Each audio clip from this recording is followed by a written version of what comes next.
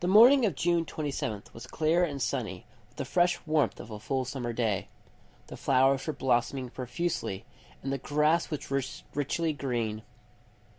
The people of the village began to gather in the square, between the post office and the bank. Around 10 o'clock in some towns there were so many people that the lottery took 2 days and had to be started on June 2nd. But in this village, where there were only about 300 people, the whole lottery took less than 2 hours, so it could begin at 10 o'clock in the morning and still be through in time to allow the villagers to get home for a noon dinner.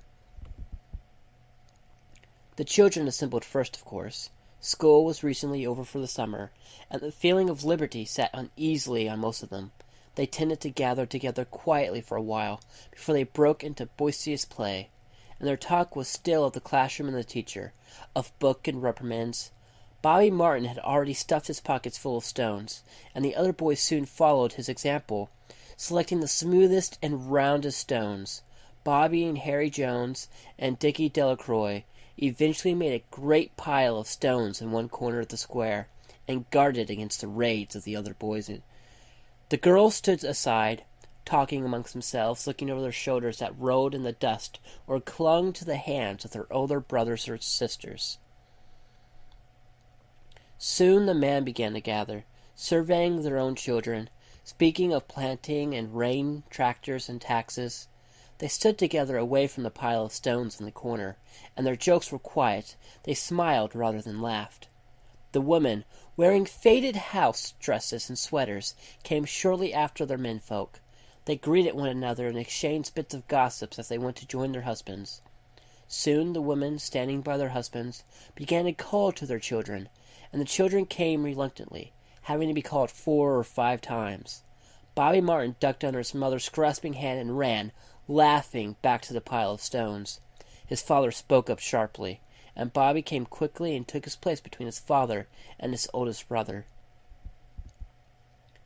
The lottery was conducted, as were the square dances, the teen club, the Halloween program, by Mr. Summers, who had time and energy to devote to civic activities. He was a round-faced, jovial man, and he ran the coal business, and people were sorry for him, because he had no children, and his wife was a scold. When he arrived in the square, carrying the black wooden box, there was a murmur of conversation among the villagers, and he waved and called, "Little late today, folks!" The postmaster, Mr. Graves, followed him, carrying a 3-legged stool, and the stool was put in the center of the square, and Mr. Summers set the black box down on it. The villagers kept their distance, leaving a space between themselves and the stool. And when Mr. Summers said, "Some of you fellows want to give me a hand?"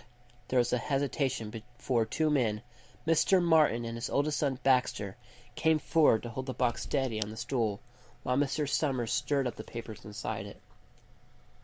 The original paraphernalia for the lottery had been lost long ago, and the black box now resting on the stool had been put into use before Old Man Warner, the oldest man in town, was born. Mr. Summers spoke frequently to the villagers about making a new box, but no one liked to upset even as much tradition as was represented by the black box.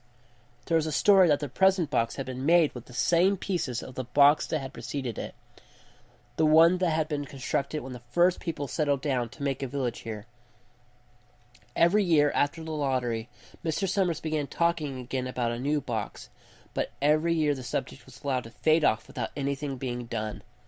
The black box grew shabbier each year. By now it was no longer completely black, but splintered badly along one side to show the original wood color, in some places faded or stained. Mr. Martin and his oldest son, Baxter, held the black box securely on the stool until Mr. Summers had stirred the papers thoroughly with his hand. Because so much of the ritual had been forgotten or discarded, Mr. Summers had been successful in having slips of paper substituted for the chips of wood that had been used for generations. Chips of wood, Mr. Summers had argued, had been all very well when the village was tiny, but now that the population was more than 300 and likely to keep on growing, it was necessary to use something that would fit more easily into the box.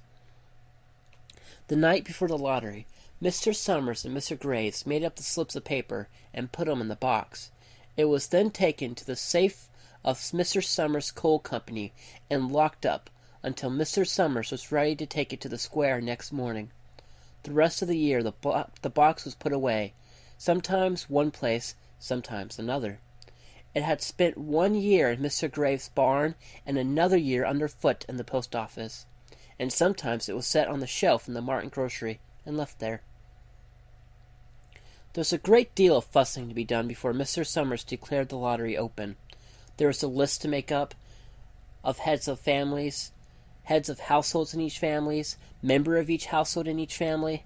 There was a proper swearing in of Mr. Summers by the postmaster as the official of the lottery. At one time, some people remembered, there had been a recital of some sort performed by the official of the lottery, a perfunctory, tuneless chant that had been rattled off duty each year. Some people believed that the official of the lottery used to stand just so when he said or sang it. Others believed that he was supposed to walk among the people, but years and years ago this part of the ritual had been allowed to lapse. There had been also a ritual salute, which the official of the lottery had to use in addressing each person who came up the draw from the box. But this had been changed from time until now. It was felt necessary only for the official to speak to each person approaching. Mr. Summers was very good at all this, in his clean white shirt and blue jeans, with one hand resting carelessly on the black box. He seemed very proper and important as he talked interminably to Mr. Graves and the Martins. Just as Mr. Summers finally left off talking and turned to the assembled villagers, Mrs. Hutchins came hurriedly along the path to the square, her sweater thrown over her shoulders, and slid in place in the back of the crowd.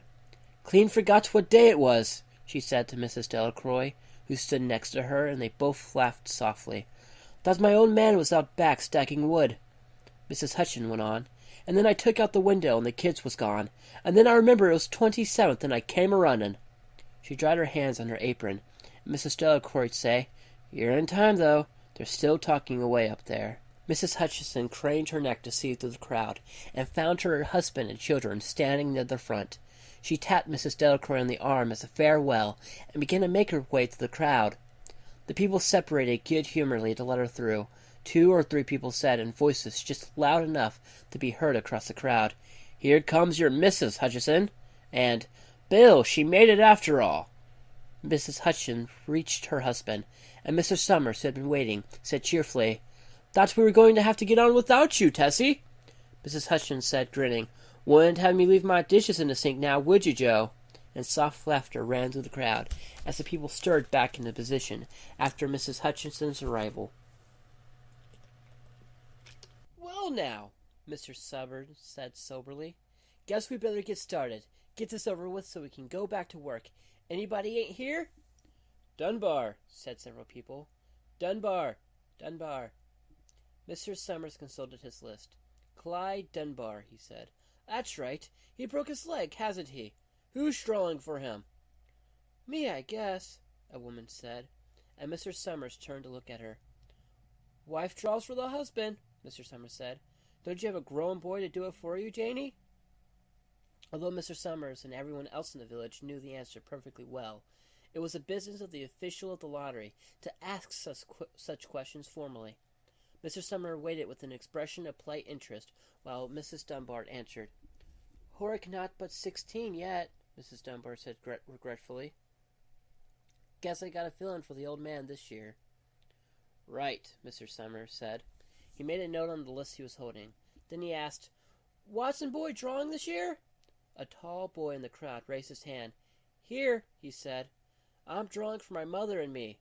He blinked his eyes nervously and ducked his head as several voices in the crowd said things like, "Good fellow, lad," and "Glad to see your mother's got a man to do it." "Well," Mr. Summers said, "guess that's everyone. Old man Warner make it?" "Here," a voice said, and Mr. Summers nodded. A sudden hush fell on the crowd as Mr. Summers cleared his throat and looked at the list. "All ready?" he called. "Now, I'll read the names. Heads of families first, and then the men come up and take a paper out of the box. Keep the paper folded in your hand without looking at it until everyone has had a turn. Everything clear?" The people had done it so many times that they only half listened to the directions. Most of them were quiet, wetting their lips, not looking around. Then Mr. Summers raised one hand high and said, "Adams!" A man disengaged himself from the crowd and came forward. "Hi, Steve," Mr. Summers said. Mr. Adams said, "Hi, Joe." They grinned at one another humorously and nervously. Then Mr. Adams reached into the black box and took out a folded paper. He held it firmly by one corner as he turned and went hastily back to his place in the crowd, where he stood a little apart from his family, not looking down at his hand. "Allen," Mr. Summers said. "Anderson. Betham." "Seems like there's no time at all between lotteries any more," Mrs. Delacroix said to Mrs. Graves in the back row. "Seems like we got through with the last one only last week." "Time sure goes fast," Mrs. Graves said. "Clark, Delacroix." "There goes my old man," Mrs. Delacroix said. Her held breath while her husband went forward. "Dunbar," Mr. Summers said, and Mrs. Dunbar went steadily to the box, while one of the women said, "Go on, Janie," and another cried, "There she goes." "Where next?" Mrs. Graves said. She watched while Mr. Graves came around from the side of the box, greeted Mr. Summers gravely, and selected a slip of the paper from the box. By now, all through the crowd there were men holding the small folded papers in their large hand, turning them over nervously. Mrs. Dunbar and her two sons stood together, Mrs. Dunbar holding the slip of paper. "Harbert Hutchinson's." "Get up there, Bill," Mrs. Hutchinson said, and the people near her laughed. "Jones." "They do say," Mr. Adams said to Old Man Warner, who stood next to him, "that over in the North Village they're talking of giving up the lottery." The old man Warner snorted. "Pack of lazy fools," he said. "Listen to the young folk. Nothing's good enough for them. Next thing you know, they'll be wanting to go back to living in caves. Nobody work any more. Live that way for a while. Used to be a saying about lottery in June, corn be heavy soon. First thing you know, we'll all be eating stewed chickweed and acorns. There's always been a lottery," he added petulantly. "Bad enough to see young Joe Summers up there joking with everybody." "Some places have already quit lotteries," Mrs. Adams said. "Nothing but trouble in that," Old Man Warner said stoutly. "Pack of young fools." "Martin," and Bobby Martin watched his father go forward. "Ordike. Piercy." "I wish they hurry," Mrs. Dunbar said to her other son. "I wish they hurry." "They're almost through," her son said. "You get ready to run tell Dad," Mrs. Dunbar said. Mr. Summers called his own name, and then stepped forward precisely and selected a slip from the box. Then he called, "Warner?" "77th year I've been in the lottery," Old Man Warner said as he went through the crowd. "77th year I've been in the lottery," Old Man Warner said as he went through the crowd. "77th time." "Watson!" The tall boy came awkwardly through the crowd. Someone said, "Don't be nervous, Jack." And Mr. Summers said, "Take your time, son." "Zaneni." After that there was a long pause, a breathless pause, until Mr. Summers, holding a slip of paper in the air, said, "All right, fellows." For a minute no one moved, and then all the slips of paper were opened. Suddenly all the women began to speak at once, saying, "Who is it? Who's got it? Is it Dunbar's? Is it the Watsons?" Then the voices began to say, "It's Hutchinson! It's Bill! Bill Hutchinson's got it!" "Go tell your father," Mrs. Dunbar said to her older son. People began to look around to see the Hutchinsons. Bill Hutchinson was standing quiet, staring down at the paper in his hand. Suddenly, Tessie Hutchinson shouted to Mr. Summers, "You didn't give him time enough to take any papers he wanted. I saw you. It wasn't fair." "Be a good sport, Tessie," Mrs. Delacroix called, and Mrs. Graves said, "All of us took the same chance." "Shut up, Tessie," Bill Hutchinson said. "Well, everyone," Mr. Summers said, "that was done pretty fast, and now we gotta be hurrying a little more to get done in time." He consulted his next list. "Bill," he said, "you draw for the Hutchinsons family. You got any other households in the Hutchinsons?" "There's Don and Ava," Mrs. Hutchinson yelled. "Make them take their chance." Daughter straw with her husband's family, Tessie, Mr. Summers said gently. You know that as well as anyone else. It wasn't fair, Tessie said. I guess not, Joe, Bill Hutchison said regretfully. My daughter draws with her husband's families. That's only fair, and I've got no other family except the kids. Then as far as drawings for family is concerned, it's you, Mr. Summers said in explanation. And as far as drawing for households is concerned, that's you too, right? Right, Bill Hutchison said. How many kids, Bill? Mr. Summers asked formally. 3, Bill Hutchison said. There's Bill, Jr., and Nancy, and little Davy, and Tessie and me. All right, then, Mr. Summers said. Harry, you got their tickets back? Mr. Graves nodded and held up the slips of paper. Put them in the box, then, Mr. Summers directed. Take Bill's and put it in. I think we ought to start over, Mrs. Hutchison said, as quietly as she could. I tell you, it wasn't fair. You didn't give 'em time enough to choose. Everyone saw that. Mr. Graves had selected the 5 slips and put them in the box, and he dropped all the papers but those onto the ground, where the breeze caught them and lifted them off. Listen, everybody, Mrs. Hutchison was saying to the people around her. Ready, Bill? Mr. Summers asked, and Bill Hutchison, with one quick glance around at his wife and children, nodded. Remember, Mr. Summers said, take the slips and keep them folded until each person has taken one. Harry, you help little Davy. Mr. Graves took the hand of the little boy, who came willingly with him up to the box. Take a paper out of the box, Davy, Mr. Summers said. Davy put his hand into the box and laughed. Take just one paper, Mr. Summers said. Harry, you hold it for him. Mr. Graves took the child's hand and removed the folded paper from the tight fist, and held it while little Davy stood next to him and looked at him wonderingly. Nancy's next, Mr. Summers said.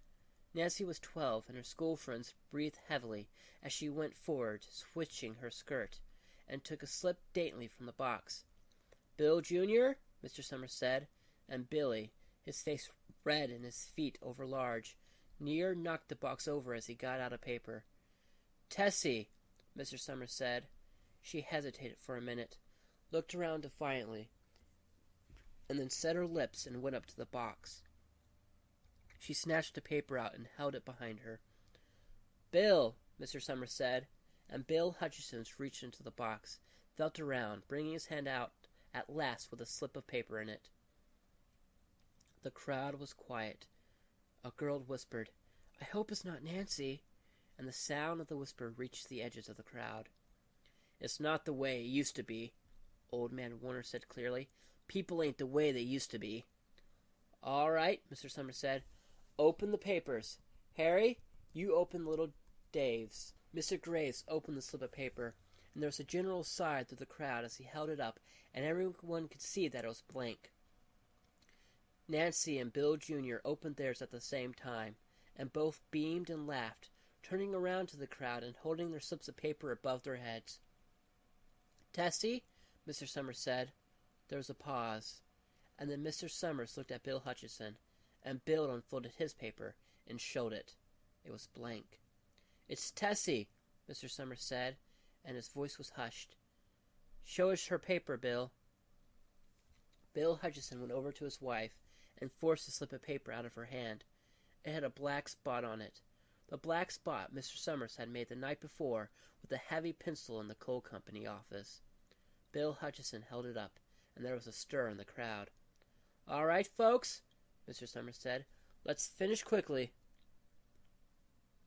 Although the villagers had forgotten the ritual and lost the original black box, they still remembered to use stones. The pile of stones the boys had made earlier was ready.